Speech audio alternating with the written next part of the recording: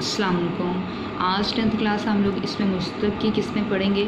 तो उसकी पहले किस्में पढ़ते हैं, वो हैं इसमें फ़ाइल, इसमें मफ़ूल, इसमें हालिया, इसमें हासिल मस्दर और इसमें मुआवज़ा।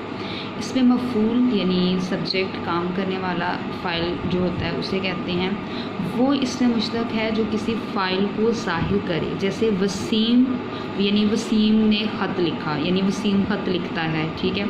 अब जो वसीम है वही ख़त लिखने वाला है ना, तो उसकी जगह पे लिखने वाला आ जाएगा, पढ़ने वाला। इनमें वसीम को लिखने वाला और मुकीम को पढ़ने वाला कहकर दोनों का फ़ाइल होना ज़ाहिर किया, ठीक है। यानी मुकीम जो किसी जगह पे ठहरा है उसको मुकीम कहते हैं, वहाँ पे रहने वाला। तो इसलिए लिखने वाला और पढ़ने वाला इसमें फ़ाइल कहलाते हैं।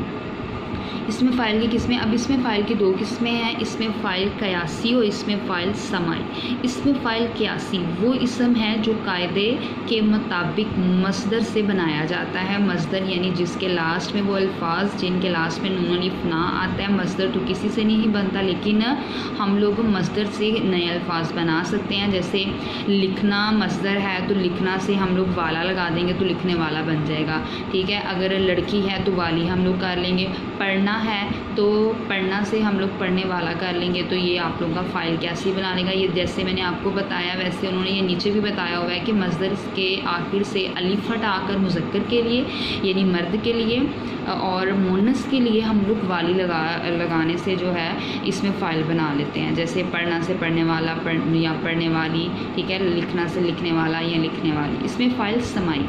अब